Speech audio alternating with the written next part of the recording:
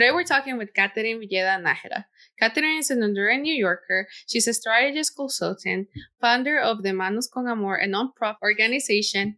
She also conducts courses for businesses owners with Empower with Kat and leads mindfulness classes at Liberate Studio to strengthen your relationship to yourself and others. So I'm so happy to have you here, Kat. This is one of the episodes that I feel like we have been waiting for so long. I talked with Kat really months ago, and Kat was actually the one who started, and we both started planning this series about mental health. So for me, it's a pleasure to have you here in the show.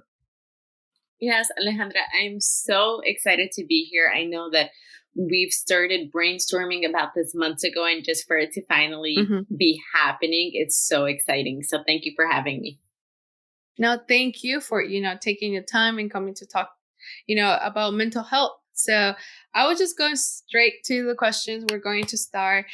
So one of the things that I wanted to ask you is basically, like I said, this whole series we have talked about the importance of mental health, how is it to treat it within our family, how to talk about it, how to make, make it more accessible. But how can we advocate for mental health within our families and social groups? So I think within our families and social groups, that's two different directions that we could take it. So I'm going to focus on family first. With family, we have to understand that a lot of our parents are coming from a different background. A lot of them were born and raised in their native countries and have a different relationship when it comes to mental health. And I think it's important that when we are addressing them, we are very conscious of the way that they grew up. And we don't we have to be mindful that we don't shame them or make them feel like, oh, you didn't prioritize this and you're wrong for that. And I think that's the way that a lot of people approach it at first. They come off as saying, oh, mom or dad, why didn't you make mental health a big deal?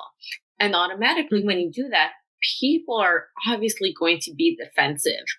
And so it's so important to come from this in a vulnerable place and be very humble about it and say, hey, I'm learning that X, Y, Z is important in mental health, right? So I'm learning that it's important to have conversations with my family about what is going on in my mind, because otherwise so-and-so will happen to me. Otherwise I might be more depressed, or I might suffer from anxiety alone. And I want to share this with you all because you are my family. And so if you notice, I'll call out specifically what we did. We made sure that we made it about ourselves as opposed to pointing it to them right away. We made sure that we weren't shaming them.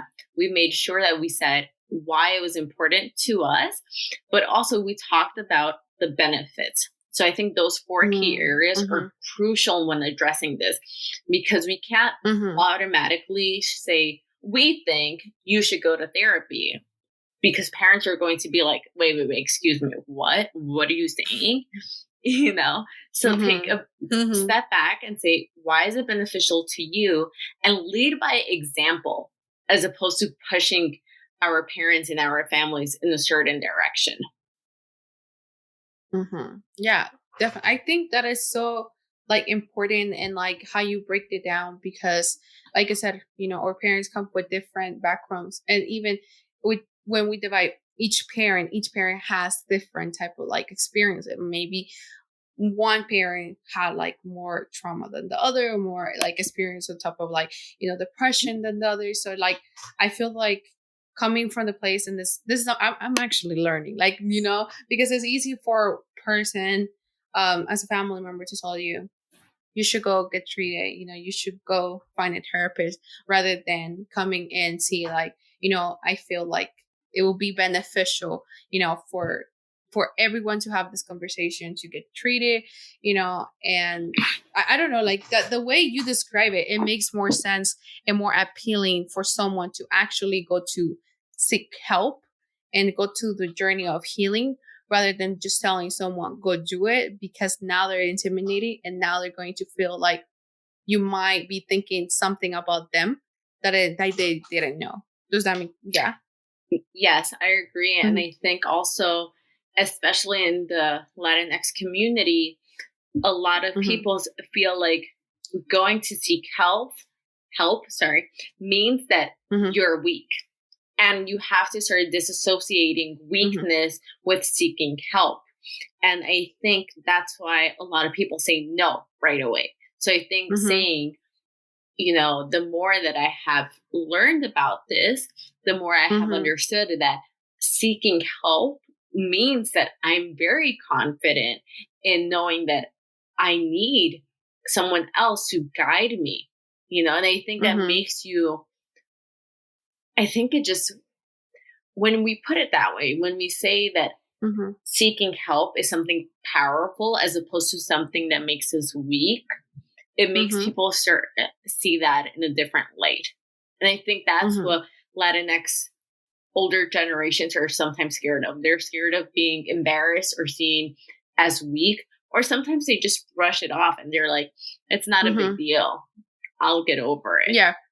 And that's why Mhm. when we phrase it, we can make it seem like you have to go to a therapist because this is a huge deal. We have Mhm. to be very like chill about it. A therapist helps Mhm. every single person. There's not one person who wouldn't benefit from seeing a therapist. Mhm. Yeah. Yeah, and that's true. And then when we talk about, and this is a very important point that you make too, it's about when people minimize the fact that they should get treated. When they, I'll get over it. It's nothing happen. Se va a pasar. Es solo de un ratito. Like when we minimize it, and I feel like in our community we tend to do that a lot. Like we, especially one of the points, like it's like an example that we say, like for males identifier, like the male figures, sometimes they feel that seeking help is weakness, and like for them, their masculinity, you know what I mean? Like for them, I don't know, there's always, I have thought about it when you ask them like, o ni siquiera le puedes preguntar cómo te sientes bien, because they react like, what, you know what I mean? Like it's a reaction that they have. I see this like in one side of my family, where like most of my family are like mostly males, and so when having that approach of just sending someone right straight to it, like, oh, deberías ir al terapista, is less for them to take the step rather than having the conversation, especially to those that might be more close-minded. Even if we don't use the word help and we phrase it a different way and we say, hey, go get a different perspective on this, even that automatically, I think, lowers their defensive mechanisms. Even if we think about it and say, because at the end of the day, we're selling an idea or we're selling something, everything that we do in one way or another. So if you say, hey, go to a therapy, that's not attractive to people. That's not something, especially in the Latinx community, I'm talking about specifically, that they're going to be like, yes, I'm so excited. That sounds like such a cool time. No, right? So instead, phrasing it in a different way and saying, hey, how would you feel if all of a sudden that thing that happened 2 years ago doesn't bother you? How would you love to be less stressed? How would you love to feel less angry all the time? Like, you start selling the feeling because that's what people buy. Think about skincare. You don't buy all the ingredients that are in skincare. That's not what you're buying. You're buying the idea of clear skin. Same thing with Yep. therapy. Mm-hmm. Well, that is actually really good, like example that I didn't think about it. Like, you actually, when you telling someone, you shouldn't be telling like that action, but rather that idea that will come after that, after them taking a step, after going to, like I said, skincare. I use skincare for everything. So like that was really good. But like I understood my, I was like, yay, no wrinkles. Sunscreen and all that. But yeah. And then another one that I wanted to ask was about like the social groups, like our friends. I tend to see a lot of people like, sometimes and it's true, we don't know what the other person is going through. They might have a smile on their face, but we don't know what they're going through. And sometimes it's hard to say like, I feel like a simple "Are you okay?" sometimes will break someone. Does that make sense? Like will break into tears. And I will put you like in an example, really like really small. I used to have like this coworker at work, and one time I asked him like, "Are you okay?" Because he was always happy. And that day I just saw him a little bit more like sad, So like I just asked him like, "Are you okay?" Later I got in trouble, because he went to ask the manager like, "Do I look different?" But then I was like, for me, it was like, asking just, are you okay, for me was just a sign to ask him, like, if anything was going on around him, But like I said, some people might break into tears, that could happen, or will actually be open to tell you. So within the social groups, your friend, your coworkers, how, how can we start the conversation of mental health without feeling like, within your social group, doesn't matter, it's like at work, your friends, church, or groups that you attend, how can you start the conversation of mental health? If it's starting from yourself to start having the conversation, how can you be more open? And instead of just having a wall that you just don't want nobody to know what is going through, or if in the other case, how can you start helping the person, to kind of like, ¿cómo se llama? Quebrar la pared. Yeah. So when it comes to helping other people, Mm-hmm. it really has to, first of all, come from Mm-hmm. a good place. Like, Mm-hmm. and I say that because sometimes we want to be very involved in other people's life, Mm-hmm. and it Mm-hmm. has to come from a genuine place first. And if it is coming from a genuine place, understanding that you can expect other people to be vulnerable if you're not going to be Mm-hmm. vulnerable with them. So first, Mm-hmm. you have to come from a place of opening up. Because once you open up to someone and you're more vulnerable with someone, you start creating a safe space. Otherwise, you're just Mm-hmm. trying to force someone to open up, but they're not necessarily Mm-hmm. feeling in the safe space, because why should they open up if you haven't opened up? Mm-hmm. So I Okay. think it's just managing that expectation first. Okay. Yeah. I totally agree with that. Like, if you haven't had the connection, well, not even a connection, like la being vulnerable between each other. When you come with good intention to help your friend, you will be, no, will you'll open up more rather than just trying to help someone that you don't have the connection, or don't have, or you only spend an hour, a day from every time. Yes. And I think, oftentimes we just want to get a Mm-hmm. reaction from someone, or we want them to Mm-hmm. be like, yes, like, you know what, you're right. But Mm-hmm. they don't owe you that, so we have to Mm-mm. kind of like get off our high horse and put our ego Mhm. aside and really focus on like, Mhm. I'm going to share my experience, what Mhm. I am going through. Then if the other person decides to share that with me, that is completely up to them. And even if they don't share, that doesn't mean that what you said doesn't resonate with them. And maybe they don't get it right away, but you don't know if like a week, a month, even a year later, they're going to think back to that Mhm. conversation and it made an impact. So always start from Mhm. yourself. Mhm. Definitely. I'm gonna go like this. Definitely. One of the things is that, as we continue talking about this, and like having the connection, the one like different from, how you should approach your family, and then your friends, your social group, your coworkers. We know that each individual struggling with mental health is different. Like I I'll tell you, like some of them will be more vulnerable to tell you, others will be not. Even of course, if you don't have like the ¿cómo se llama? La aproximación of being comfortable with each other to tell them, because still is, I know it's like everybody will be like, oh, it's 2021, we should be more open about it. But this is why we having this conversation, because it's not as easy to go and talk to someone and say it. Does that make sense? If you don't feel the other person would understand you. But how can everyone, how, I know like there's different cases and there's some more be more complex than others, but how can they start the first step? I think the first step with everyone, no matter what is going on in their life or what phase in life they're in, is to reflect internally. And I think we Mhm. oversee that a lot and we push it off to the side and we focus only on therapy or we focus on classes like yoga classes, Mhm. right? But it all has to come from within. And I think that's where Mhm. people need to really take time alone Mhm. without distractions, without other people telling you what to do, and just really think about where am I right now in life? What is something that is making me happy? What makes me sad? What makes me Mhm. angry? What am I scared about? What do I worry about at nighttime? And ask themselves these questions and then ask themselves, okay, am I who I want to be?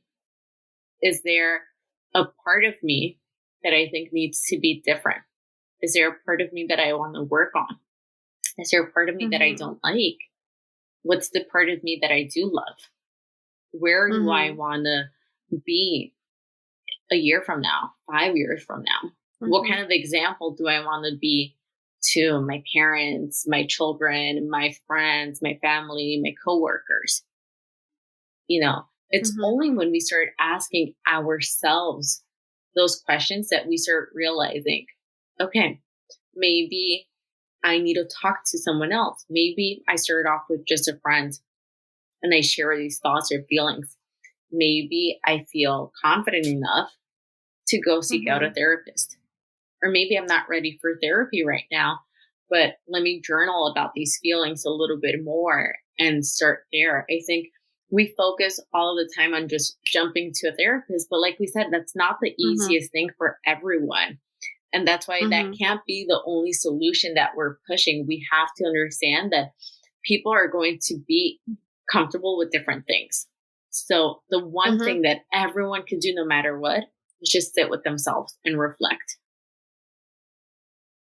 Yeah, definitely. I think I usually say this on the show, and I probably listeners get tired of me saying it.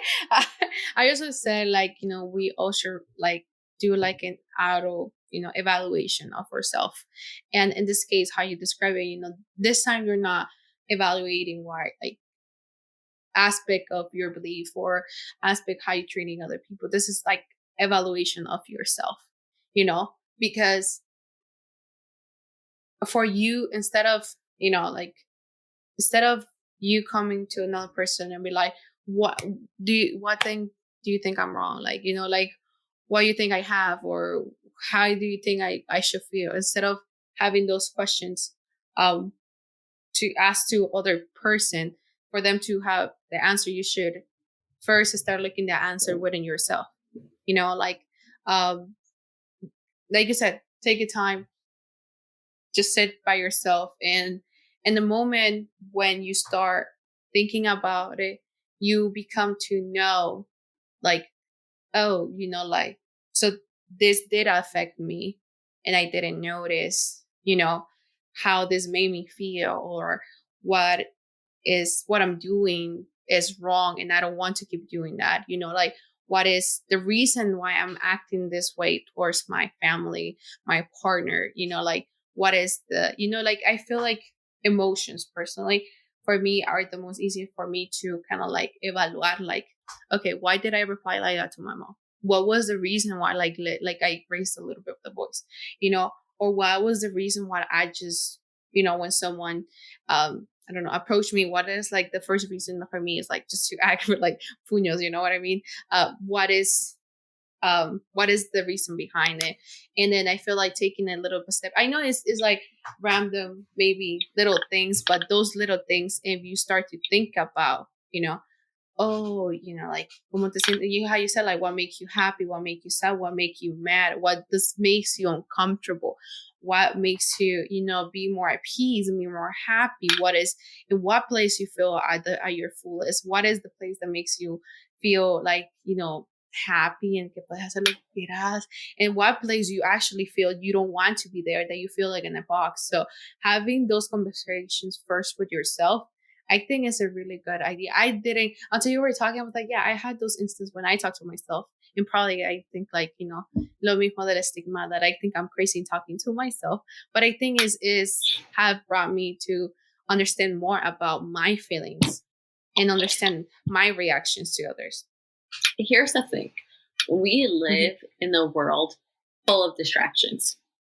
We're Mm-hmm. distracted 24/7. If it's not by social media, it's by TV. If it's not by TV, it's about the conversation that's happening in the other room. If not, it's by Mm-hmm. anything and everything. So even something like taking time is something that people don't think about. Not everyone thinks about Mm-hmm. just taking time completely alone. No distractions, phone away, laptop away, everything off, and just asking ourselves those questions. So I think that's part of it. And to your point, sitting down and asking why you acted a certain way or why you felt a certain way Mm-hmm. is so important, because oftentimes people like to blame external factors for everything. But Mm-hmm. first, look at yourself. If something triggered you, why did it trigger you? Mm-hmm. Try to do some digging, and get very Mm-hmm. uncomfortable with yourself. But the more uncomfortable you get, it's the more that you're learning. You, Alejandra, are not the same person that you were 10, 20 years ago. You're a No. completely different person. Mm-hmm. Even Alejandra from 1 year ago. So we constantly have to rediscover who we are. Mm-hmm. Yeah, definitely. And I really, really like the point of view of how you explained that we should like take a time to take that, especially like in a quiet space, no distractions. Maybe even in the shower. I don't know. I'll say that because I live in a very small apartment with my family, and the shower sometimes I just go in the shower, and for me that's like donde me relajo. Yeah, I can have like bubbles, like bath and all that, but like sometimes the sound of the water, and if I just sit down and I just start thinking, the sound of the water for me is my quiet space. Does that make sense? So that's when I Yeah. personally do most of my like reflection, or like what should I do? Like what am I doing? What should I be doing? Like that's when I'm questioning everything.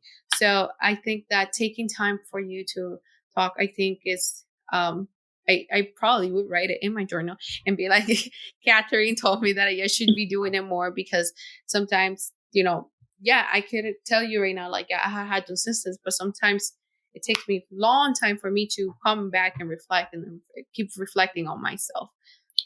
And that's why we have to be intentional, right? Because it's very Mm-hmm. easy to be like, yeah, everyone, you talk with this about anyone will agree. Yeah, reflecting is important, sure. But how many Mm-hmm. people actually do it? And being so Mm-hmm. intentional, and even if it's 30 minutes, putting an alarm for 30 minutes and putting your phone in the closet, whatever, under your bed, and for 30 Mm-hmm. minutes sitting by yourself and reflecting. And do that, if not on the weekly basis, do it on a monthly basis. Yeah.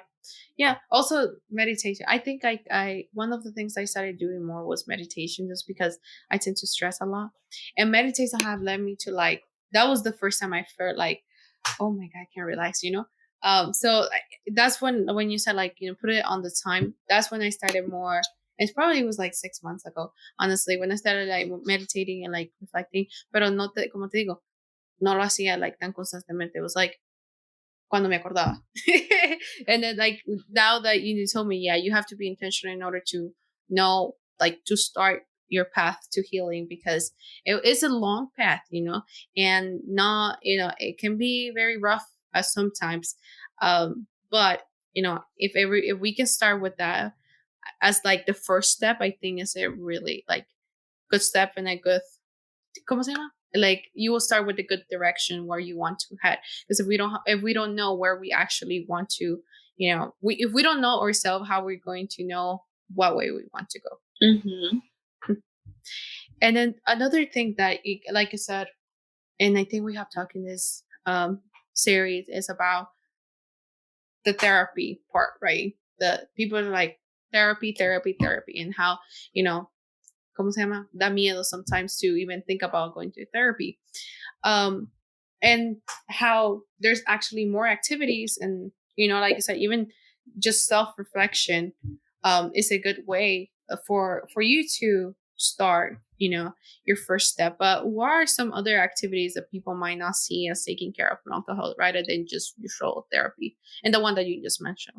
Yeah, so definitely meditation, like you mentioned, is a Mm-hmm. great way to take care of your mental health because you're taking time again to disconnect, but also you're just focusing on your breath.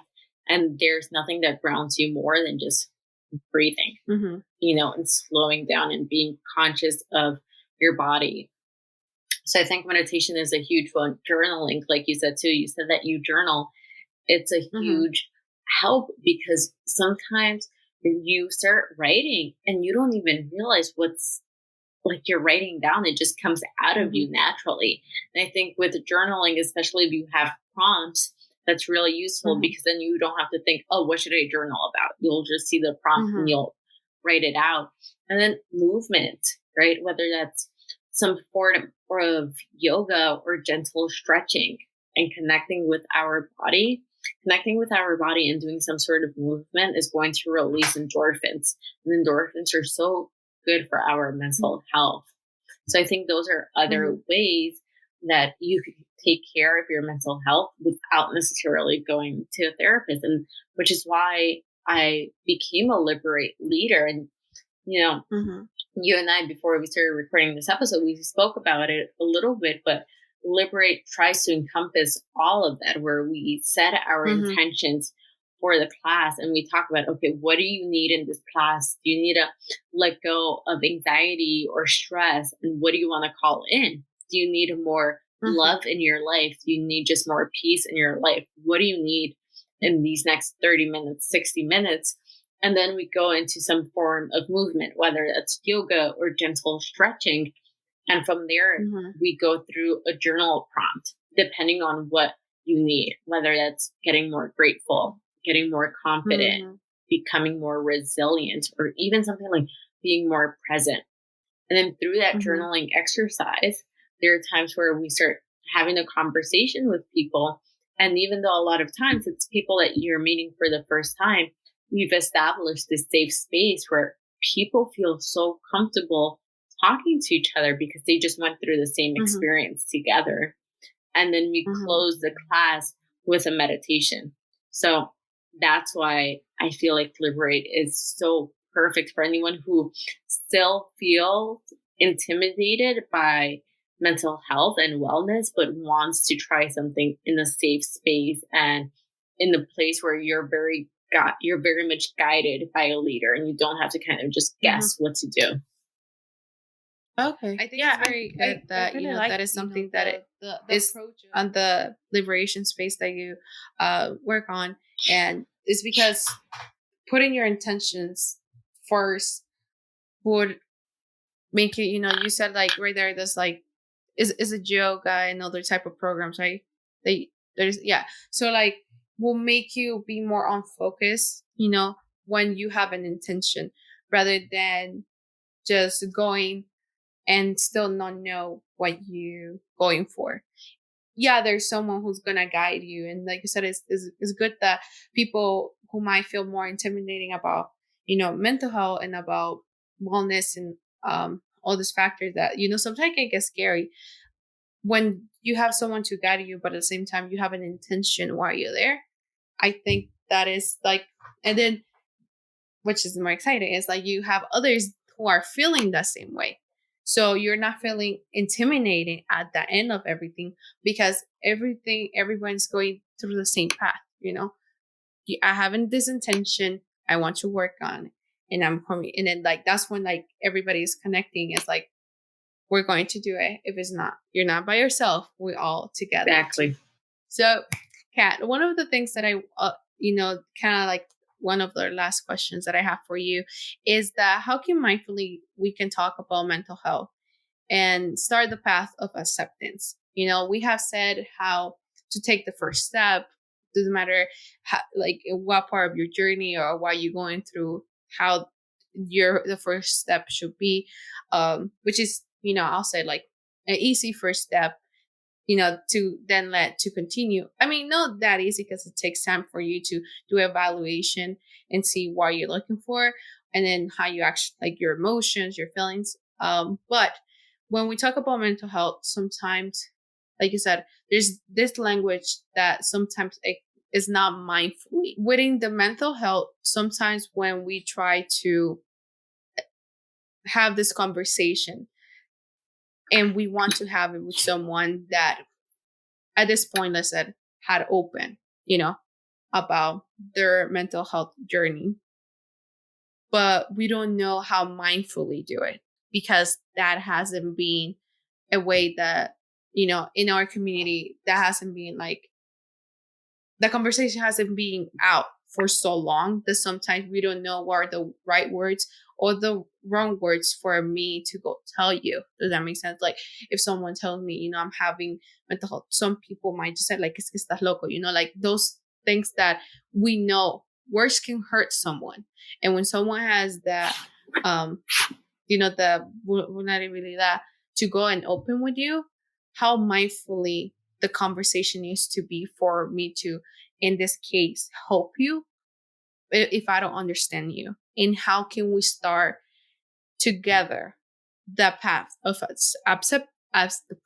acceptance? Because within this community, the acceptance of having a mental issue or going through therapy is not there yet. So, first of all, I think we need to normalize it.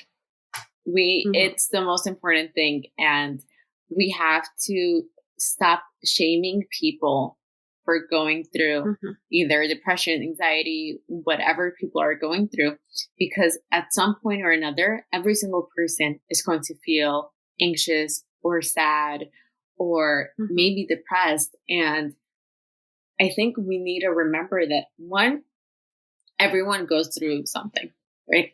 Everyone has a journey. Everyone has ups and downs. And when you keep that in mind, you become more humble, right? Second of all, we have to remember that we are not professionals. So it is not our place to ever give medical advice. So making sure that we draw a clear distinguish in that, and making sure that whenever we do share, right, we're sharing our perspective based on our personal experience or based on the research that we've done. But I think being mindful of that. And then third, understanding that people are all unique, and understanding that what works for you is not going to work for your sibling or your family or a friend, whatever the case may be. So understanding that everything has to be customized to who we are and what we need. And I think those things are very important. And again, whenever we do talk to someone, it's important not to point fingers and to be very mindful of the words that we're saying. If someone is coming to you, it's because they trust you. And if you start offending them, not only do you break that trust, but also you start making that person question whether or not they should open up about this with anyone else, and it's really damaging. So if someone already feels like they could open up to you, your number one priority is to listen. Before giving any sort of advice, you are there to listen to every single thing that person has to say. And then you ask for consent before giving advice. You don't just throw advice out there if it's not asked for. You ask, is it okay if I give you my opinion or my perspective? Are you okay with that? Because if they say no, if they don't want it, maybe they just want someone to hear them out. Maybe this is the first time that they're expressing everything that they're going through, So I think those are the most important things. And always remember that words could be very powerful. So we could either use them to build someone up or to tear someone down. Yeah, definitely. And I completely agree, especially when you said like when someone comes and open up, we should listen, because sometimes we're just quick to jump and tell you, oh, no te sientas así. You know what I mean? Like, oh, don't worry. Everything's going to be okay. First, I think that that should be normalized, and that we should know that sometimes when people are open up to us, our place is to listen and wait. And later, like you said, ask for consent. You know, te puedo dar un consejo. If they say no, just leave it at that. You know, sometimes, like you said, some people don't want to. They just want to desahogarse. They just want to go to someone that they trust, that they know they can trust. And that's why I said, you know, like sometimes when we talk about mental health, a veces within our family, within our community, there's this palabras that get stuck in their head, you know? Esas son las palabras que más duelen. And that's why having a mindfully conversation about mental health, about the first step, about, you know, your family member, or even like, you know, if you're not, you know, if you know someone's going through it, you shouldn't be mentioning someone else, you know, like, oh, esa persona me vino a decir algo, you know, no please way. Don't. Of Please course don't, not. you know, and, no. Yeah, there was something that you said earlier too, that if someone comes and opens up to you, you shouldn't say, no, don't feel that way. And I think what you said is so important, because you can't tell someone that what they're feeling is wrong. You know, you are not that person. And a lot of times, you're right. A lot of people are like, oh, you should not feel that way. It's not a big deal. Oh, you're being dramatic. Oh, you're overly sensitive. Oh, you're crazy. All of these words, but you are not that person. You don't know what that person is thinking or feeling or experiencing.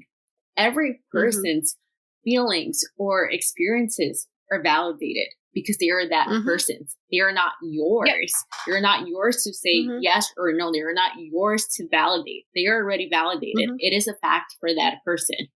And I think that's something that also needs to be clarified. Like, no one is coming to you for validation. They're coming to you for support.